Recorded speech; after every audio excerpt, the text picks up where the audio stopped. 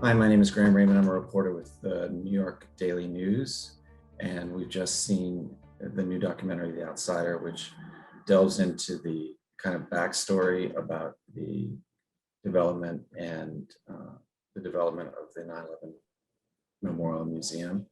And we have kind of a treat today. We have the filmmakers with us, Stephen Rosenbaum and Pamela Yoder, and we have some distinguished panelists to just have a little discussion about the movie and the issues that it raised. And I just wanted to invite folks to introduce themselves.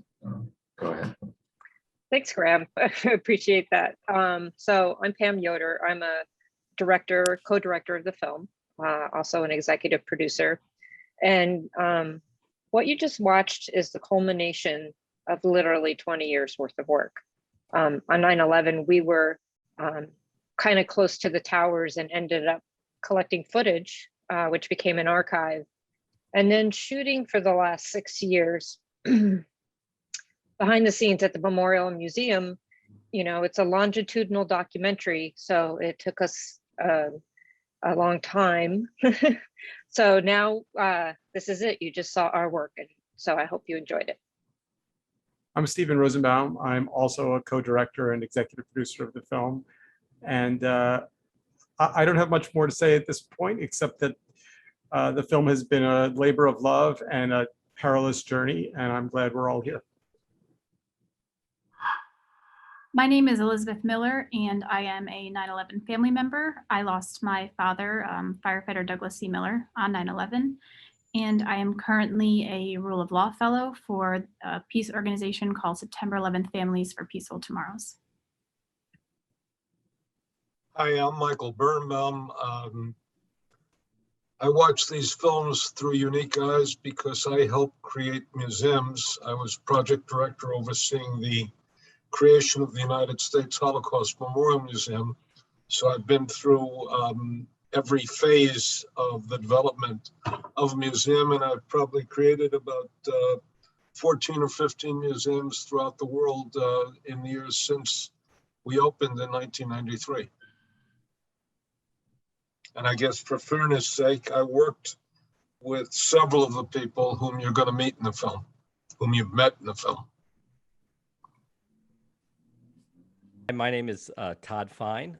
I am both a historian and an activist.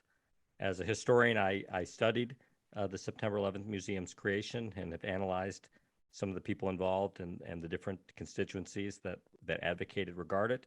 And as an activist, I was involved in some activism related to the presence of Arab Americans and the treatment of Islam in the museum. And I have strong thoughts about that, and also some of what the museum doesn't show, which is, or what the film doesn't show, which is the activists and family members and others outside of the museum who were lobbying it for it to be different or to have different features in it. Thanks a lot, everybody. I just wanted to, just start with a thought to kind of get the conversation rolling. And I watched the film, and one of the things I was thinking about was, it seems to me that it's a museum where the struggle over the message of what was being displayed overwhelmed sort of the agenda of just developing a museum in sort of a balanced way. And I think you saw that struggle. It wasn't about, you saw that struggle in the documentary. It wasn't just about having a sort of historical or informational presentation of what happened. It was, they seemed to be very focused, at least in the late stages, at what the message that they were trying to convey was. And that's not an experience that I have when I go to the Air and Space Museum or or the Museum of Natural History or many other types of museums. And, so just, what did you think about that? And if you don't have an opinion on that, what jumped out at you about the documentary? Well, I'll just start by saying, I don't think either the film or the museum started out that way. I think at the initial stages, everyone was kind of on the same page. The museum that Alice told Pam and I about, and that Michael got hired to be the creative director of, and that everyone else, Jan and Lou and Tom Hennis, began on, was there was a shared vision, and I think it was pretty consistent in the early days.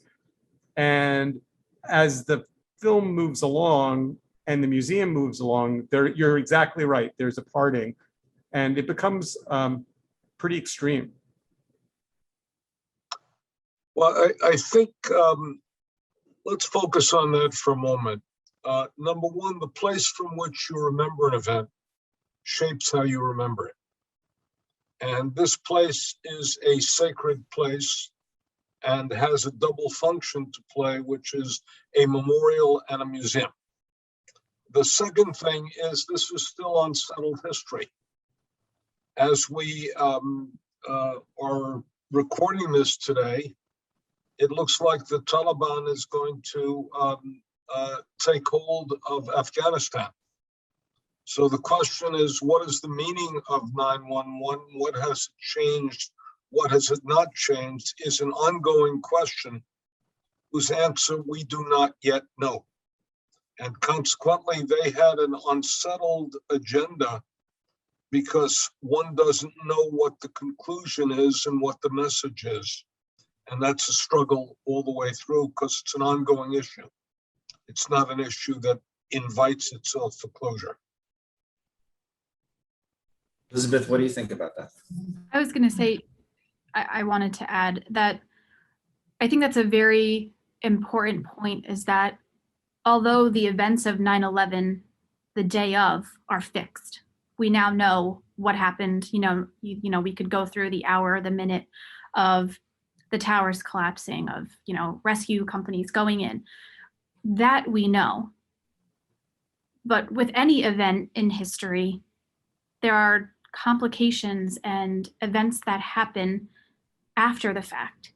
And I think to have a fixed museum doesn't help to educate the public about what happened on 9/11. Again, just the day of is one thing, but as a museum that is in charge of a historical narrative, you have to recognize that that narrative can't be fixed, that you have to showcase, whether positive or negative, what comes after.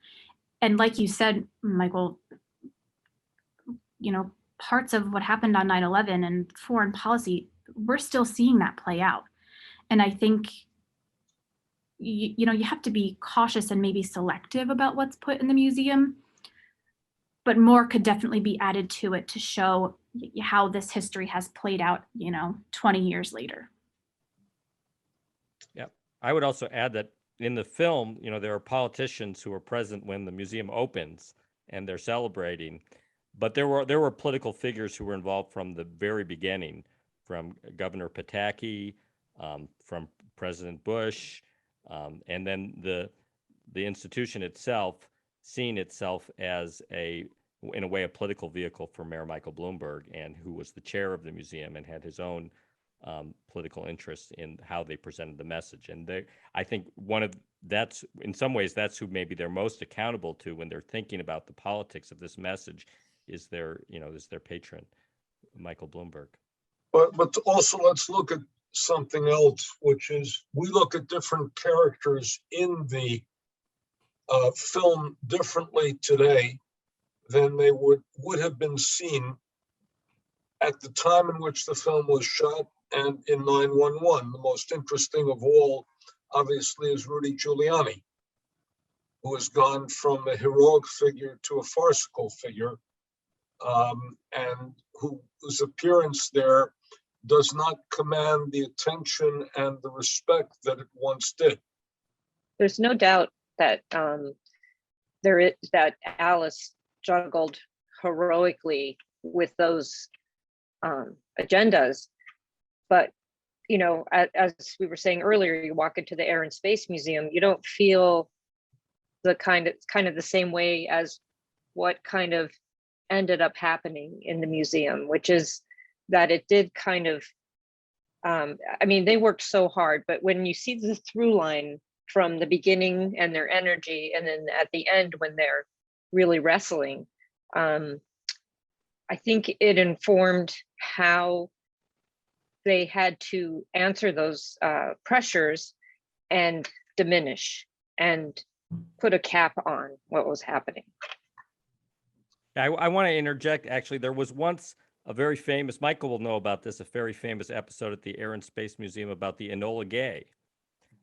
There was a huge contestation over the way that plane, should that plane just be shown factually as that's the plane that dropped the atomic bomb, or should that plane be discussed in terms of the political ramifications of what the atomic bombing meant, which we're having an anniversary of that right now. So I don't know. I think I agree with Michael that there is always politics with any of this type of historical museum. I don't think the United 11 is unique, but I think it's unique maybe to us because 9/11 is just such a huge part of our lives, maybe more than any other event. Go ahead. Sorry, please. Part of the reason we made this film isn't for us. You know, most of us were affected or were around when 9/11 happened, but this is about the next generations and the generations after them. And what does this museum ultimately say about this event? You know, and as Elizabeth was saying, you know, there's been kind of a ripple effect. Well, there's definitely been a ripple effect from what happened on 9/11. And I'm not so sure even the generations who weren't born yet are interested in 9/11. You know, it's almost like past history. So the museum should be that place because they've claimed that as the National 9/11 Museum, and that they are the arbiters of, you know, the information about it or the display of it. So my concern is not just about us, but when we made the film, it's about future generations. Well, let's touch on that for a moment. In one sense, you can't understand how future generations will see it because future generations will look at the material that you present in very different eyes. Let's take a simple example. In the aftermath of 9/11, we invaded Afghanistan and we invaded Iraq. Afghanistan is now going to be looked at as a failure, a 20-year, the longest war, a failure in which precisely the forces that we sought to defeat have come to particular power. Michael, do you believe that museums have the responsibility to respond to these changes in the timeline, that its curators now should consider a new exhibition on the effects of two wars for 18 years, just to put it very simply, oversimplify it?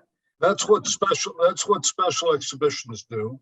Right. The museum was about to open a special exhibition on the capture of Osama bin Laden. Hey, just to jump in, that was open. Yeah.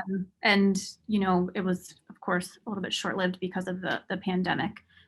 But just to piggyback off of you, Michael, the museum does have rotating exhibition spaces, like you said, with the special exhibition and in other locations. And I think that's something that is important to discuss because, okay, maybe the exact daily events don't need to be changed, but I think any sort of museum or educational institution, and the museum does act as an educational institution. High schools go there, college students go there. I would kind of agree with what you said. There is a responsibility to make sure that you're informing, your audience, and the museum is capable of doing that with some rotating exhibitions. And I'm not really sure. I know with the pandemic, things are difficult, but I'm not sure why that hasn't been done before. Sorry, Michael, go ahead. Well, rotating exhibitions are tools that you have. You also, and the museum is young, but you also have an organic growth of an institution by virtue of the way in which the visitor sees things differently. Let me give you one from my business. We didn't have an exhibition on Oskar Schindler until Steven Spielberg opened Schindler's List, and then everybody wanted to hear something about Oskar Schindler. It came in. We didn't have an exhibition in the Holocaust Museum that paid great attention to the protocols of the Elders of Zion until anti-Semitism reared its head and the protocols took a new shape. So an institution has to grow, it has to evolve. And in answer to the first question, the visitor themselves change the nature of the exhibition by the eyes that see it, because they see it differently in different generations and ask different questions. And consequently, one of the tasks of the educational staff is always to come to terms with the gap between what was asked 5 years ago and what's being asked today. Is it then that, do you folks think that some of the issue is sort of New Yorkers, having worked in the kitchen, don't necessarily want to eat in the restaurant, but people come from all over the world is it that, in other words, well, I think you understand what I'm getting at. The people who lived it intimately already know way more about the event than and they don't need to go to a museum to relive it. So here's why I'm sure that's not right. Okay. So Pam and I spent 7 years shooting this film, and then another X years post-producing it and finishing it. We've been to the museum since it opened one time. Mm-hmm.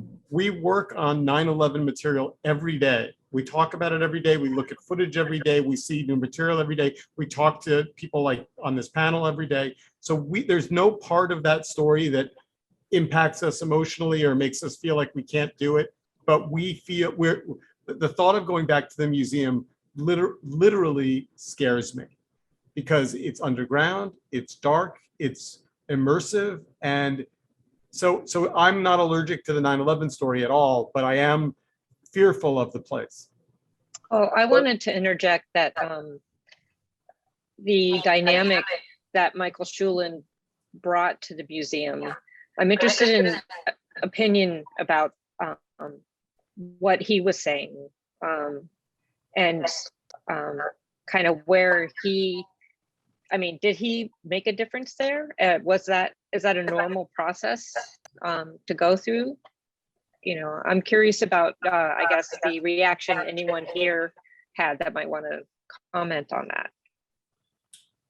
Yeah, I thought I was going to ask Michael, did you have a twinge of familiarity as you watched them struggling over each individual object and trying to decide whether, and then I also wanted to ask you on top of that,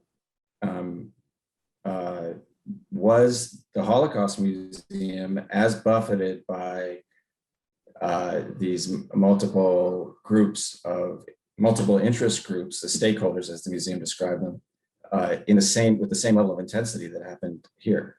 Let's talk about the difference between Alice's job and Michael's job. When Alice is doing her job well, and for those who aren't familiar, Alice was the director of the project. When she's doing her job well, her first, second, and third task is to protect her creative staff from the pressures of the politics and the donors. When I held that position, I said, my job is I'm responsible for everything wrong in the museum. You guys get full and complete credit for everything that's right in the museum. Go ahead. And the other thing is she's got to also give enough freedom to make sure that people are not afraid of making a mistake. And one of the things you have to understand about a museum that's different than a film, a bad film closes.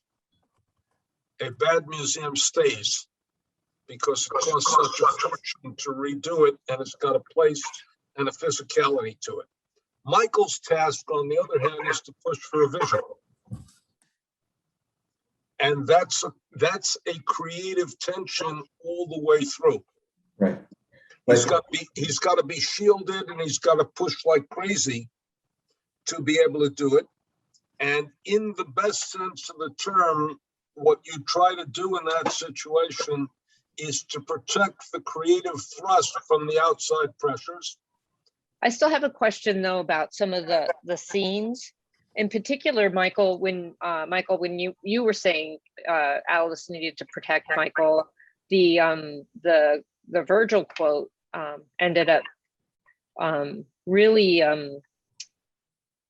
Michael had a hard time with the pushback on that. And then also was the remains that were unidentified remains, and were those. I actually think Michael was more comfortable with the pushback of the quote because he saw that as just sort of a purely intellectual dispute about, you know, whether this quotation defended the right people or not, or whether it was directed toward the terrorists. I think it was the other criticisms that he was taking more personally, that involved, you know, the motivations of the people involved. And I actually was a little bit bothered by that because I felt that meant he was sort of content. Michael was sort of content to exist in this sort of intellectual space, maybe a little bit too much, and couldn't absorb some of the actual injuries to people that potentially the museum was allowing. Elizabeth, one thing that people don't know yet about you is that you work there. So you have multiple hats in this conversation. And until I met you, I had been told for 6.5 years that all these hard decisions were being made for the families. And when I met you, you waved your hands in the air and said, no, no, no, they were unhappy, which I don't think people know.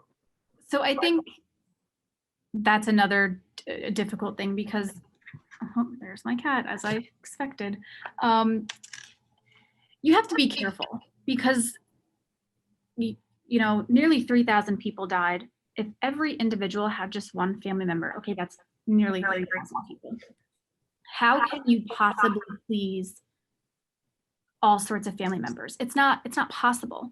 But I think the museum focuses maybe on the family who's patriotic, who believes in a strong sense of nationalism. And although I believe that I'm patriotic and nationalistic, I'm very critical of what goes on because I make sure to examine the policies of the country.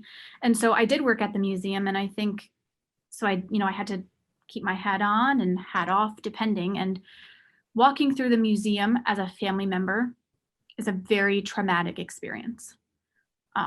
Walking through as an employee is a very traumatic experience. And it's hard to kind of turn your emotion on and off when you're an employee, but that's something that I signed up to do. But I don't feel as if the museum was necessarily made for family members because the content is traumatic and you want to make sure that, you know, you're telling what happened. But I think it could have been done in a very less tragedy-centered way. So for an example, I walk through the historical exhibition, which narrates the day of. You have a TV here, you have a TV there, you know, you have sound here, you have a picture here, you have somebody crying, you have dust covering an individual, you have a plane hitting a building, you have the buildings collapsing. It is traumatic.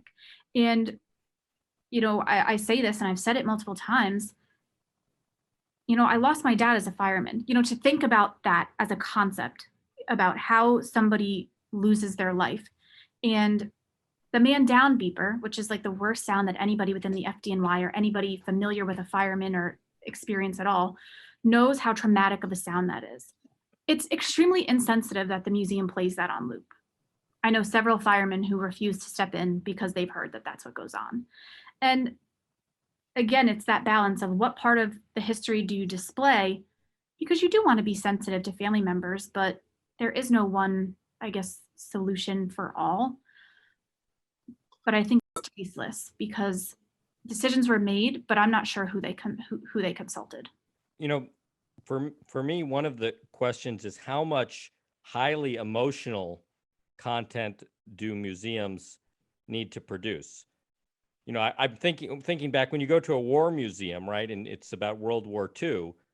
Most times they don't show you images of, okay, what does it look like when a bomb blows up a body, or what was the letter that, you know, that the parents sent to the child when they learned their child had died. You don't always learn that. But memorial museums, which Michael's a part of, you know, museums that want to move you to do something, prevent the Holocaust, you know, not allow another genocide, maybe don't allow tyranny in your country. They often include a lot of this emotional content for a purpose, which is to move you to not act.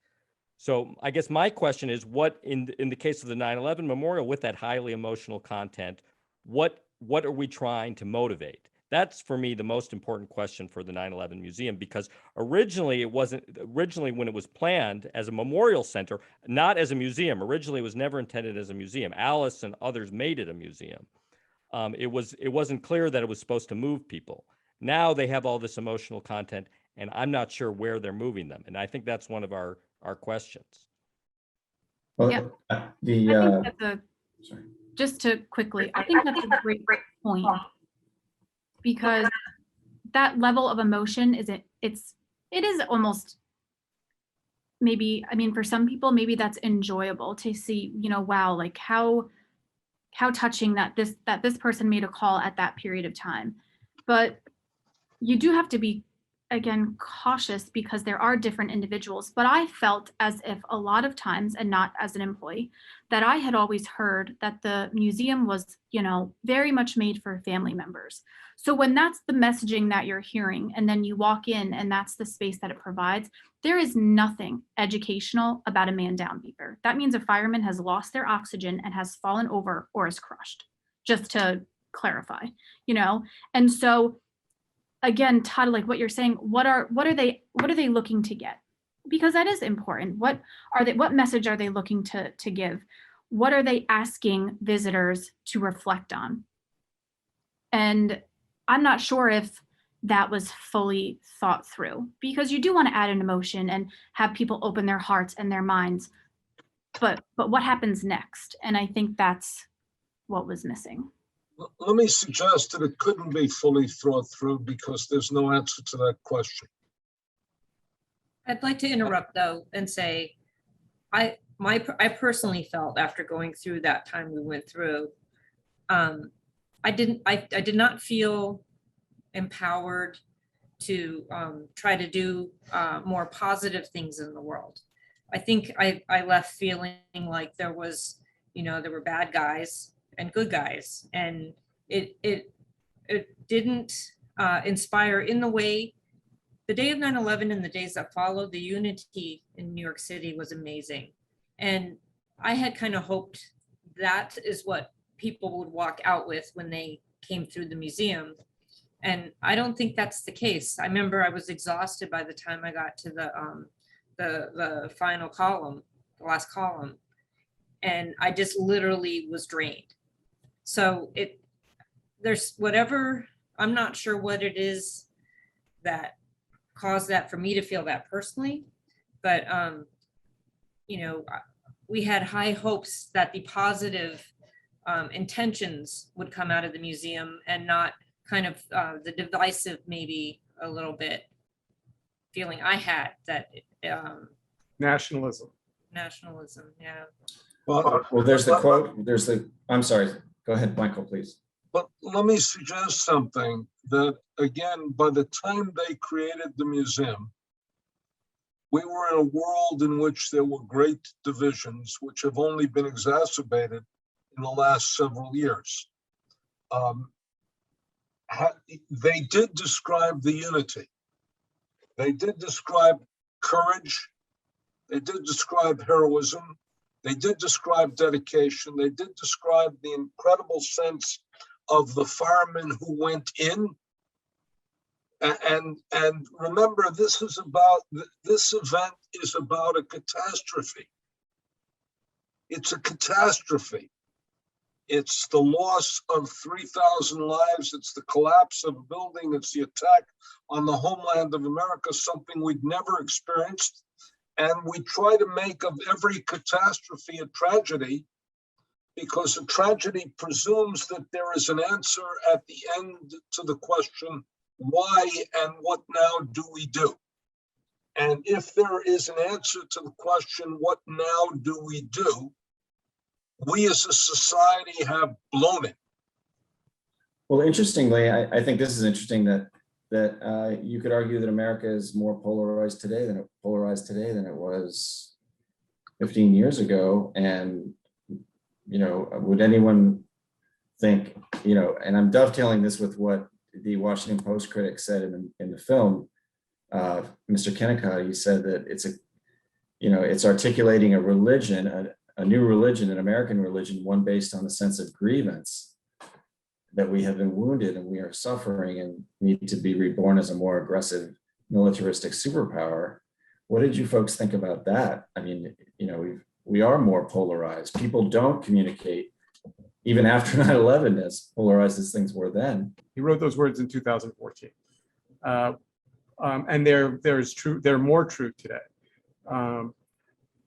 You know, I think the thing that I have learned since the film was completed but has yet to be released is how much the museum operates in this mechanism where it wants to restrict conversation and speech. And I'll just give you one example of that. When Pam and I are the largest donor of archival video to the museum. We donated 500 hours. We were the founding video. archive. Yeah, we were the founding archive of their moving media. And we believed, and we spoke about it with Alice when we made the donation, that it would be this incredibly important, you know, I remember talking to her about like a magnetic north, where everyone who wanted to investigate this story and future historians would come and look at material, and they might learn very different things from our footage than we saw in it. And so it was seen as this very important central point for future investigations. What we've since learned is that museum, in fact, limits access to our material in ways that are just, can only be described as draconian. You need to sign a contract. The contract says they can review everything that you write before you publish. If you republish it and make any changes, you need to get the museum's permission to make changes. You know, I've now spoken to 30 curators because I keep trying to be sure that this isn't some policy that Alice learned or the museum learned from another institution. And frankly, Michael, before we met, I assumed that some piece of that policy came from the Holocaust Museum. There are two types of archives and two types of collectors. There are herders and sharers. The herders say mine is more valuable because I alone can control it. And the sharers are as mine is valuable because somebody wants to use it. We had number one, we are the United States Holocaust Memorial Museum is an American government institution funded in part by government money. So it has to, and archives have to be open and unrestricted. And that's one of the great things about American archives. And if you do historical work, the last thing any researcher wants, and I'm a researcher, is restrictions on the archival use. Nobody learned that from the Holocaust Museum. And we learned that if you build it and you allow it to be there, they will use it. And that's the way, the reason that the Holocaust Museum itself has become such a major center for research is the archives are there, they're open, the staff is friendly and helps you. So we don't take responsibility for that. We've committed other sins, not that one. But Graham, you know, you've written two big tentpole stories about the museum and about the film. And in both cases, it came down to them trying to find things to limit, scenes to cut, family members to say we're somehow hurting family members. Not to turn you into the interview subject, but I mean, were you surprised by kind of their resistance to saying, "Oh, we see your point," or "We'll look at that"? I mean, my personal opinion is that anyone who tries to control the story of 9/11 is on a fool's errand. You know, I think it's like water. It will flow in the direction that it will flow in, and there's not much you can do to stop it. People have their opinions, and I think that from there's a theme here of control that comes through in the movie. And if you go to the site, the control begins before you get on the site, and then everything that happens after that is controlled. And there are many, many rules to it, and so I thought engendering broader discussion was the classier move for the museum than trying to control the content of this film, which is certainly the first, not certain, but not the only film that will be made on this subject matter as time progresses. Yeah, let's underscore, you said that control is a fool's errand. It's not going to happen. It's not going to happen. It can't happen. We've seen it even in totalitarian societies that have control. All sorts of things sneak out, and you merely have to look at the literature of what's done in totalitarian societies with censorship to see the different ways in which things come out. There's an entire work, Persecution in the Art of Writing, as to how you get away with saying things and getting things out. In our society, which is free, with multiple types of perspectives, can't happen. So anybody who's interested in control, I guarantee them they're going to fail. Well, in fairness, is hostility a little bit too strong a word? Maybe bureaucratic intransigence, or well, here's an example. You know, there was a group of their interfaith group asked them to change that film. You know, that was mentioned in the Outsider, how there was some concerns from their advisory group, and they responded, you know, with maybe it was a bit of accidental, but it was a reply all email that said, this is insignificant. These people are insignificant. We don't have to worry about this. So there's a culture of not wanting to deal. Now, maybe there are certain stakeholders that had more power than others, but I definitely think Arab and Muslims in the United States are a stakeholder of this museum in a sense, because they are affected by the imagery that's said about terrorism and Islam, and they have never been taken seriously by the institution. And I should add that one of their board members is a woman named Deborah Burlingame, who is one of the biggest hate activists against Islam in the United States. And that's been raised to the museum many times, and they refuse to act. Yeah, well, perhaps that's an opportunity to look ahead a little bit as our time winds down. I'm sorry, go ahead. we should also add one thing, which is I was heavily involved in the issue of the Muslim center that was being built near the museum.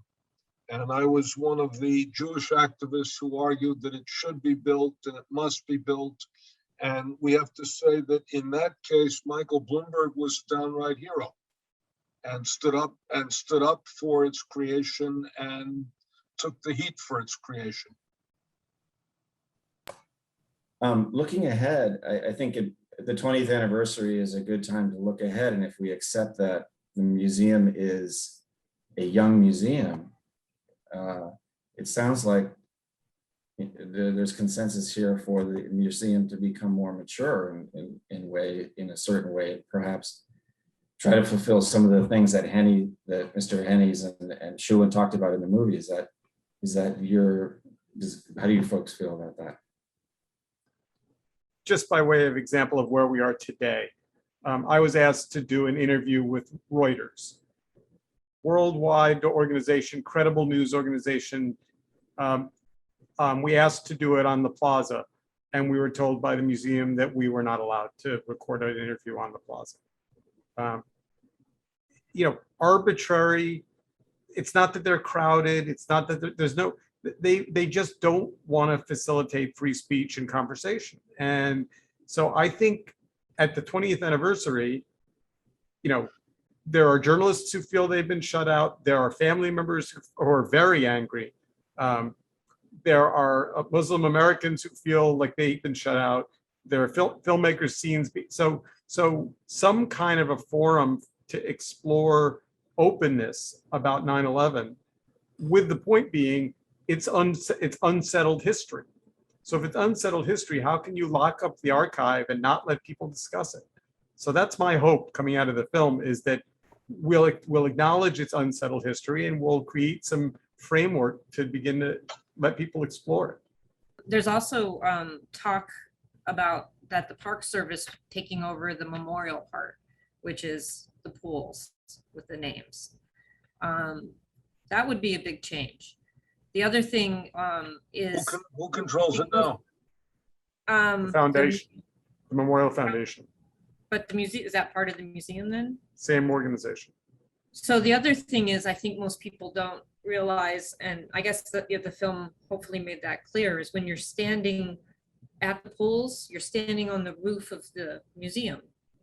The museum is 7 stories underground. It's very, the glass atrium is kind of a smaller building, and then you go down into the museum. So the museum itself is kind of buried underground. It just, for me, my wish would be that it would open up in some way, if it could be, kind of more brought up to the plaza level, or, Given the nature and the cost of space down there and the value of space down there, it made reasonable sense for anybody building down there to go underground rather than above ground. And you may not like it, but the other thing that enables you to do is it enables you to see the retaining wall. That is also a symbol of the resilience of New York City. Certainly there are reasons, and there's a lot of things that can't be changed at this point, because of, the basic structure is, the basic structure is unchanged. Elizabeth, do you want to say a little bit about where you'd like to see the museum go from here after the 20th anniversary? Yeah. I think the film, when people watch it, I'm really hoping, hoping that they question a few things, and that they reflect and think about, why was the museum created the way that it was? What can I learn from some of these difficult conversations? How can I encourage change and conversation in a positive way? And with the 20th, anniversary approaching, and yes, the museum's fairly new, but it's been 20 years since 9/11. If I can grow up and become, I think I'm a pretty decent adult who leads with peace and kindness and compassion. I mean, I'm critical, but I think that's important to be critical. If I can grow up in this world, in a post 9/11 world, and I know I'm one person, but the museum, the individuals that I worked with there were some of the best people ever, creating the exhibitions. It's hard work. Not losing a parent on that day, but dealing with the emotion and the trauma of that every day within those exhibitions, it's very difficult. And the people on the ground are doing as best as they can. But I think the decisions that are coming from the top down, I'm hoping that, 20 years later, that they can learn something about, yes, there was unity after 9/11, but unity for what community? And that's something that needs to be thought about. Who's included in that group of who was unified, and who gets the privilege to be a part of that patriotism and nationalism. What about, I think there's a lot of groups that were left out of that. And I would like to see the museum really abide by their mission statement more and be more inclusive to all communities, including the local communities that were forgotten, and to all 9/11 family members. I know that my thoughts are sometimes a little bit different than others, but again, it's as important as the others. And I think as an educational space, it has the means, it does, and it has the opportunity to correctly inform the public instead of providing a misinformation about Islam and, certain communities after. And I'm hoping that they take a critical look within, because it really could be a beautiful and positive space if I think, a little bit of harder work at the top level was put in. And my fingers are crossed. I'm hopeful. I'm hopeful that this documentary can help spur some of that, because it's, you know, it's okay to admit, hey, we didn't know what we were doing necessarily. How do we make these decisions? How do we please everybody? It's hard, and I don't necessarily fault them completely, because to be honest, if I was in the position, I'm not sure if anybody can make the right decision just like that. But you have to learn and you have to grow, and I'm really hoping that this can spur that. Thank you so much. Does anyone have any last thoughts? We're sort of at the end of our time. Thanks so much for taking your valuable time. I not often among such a distinguished group of people, and I really appreciate having the opportunity to talk with you. Thank you. Thank you, everyone. Thank you. Thank you.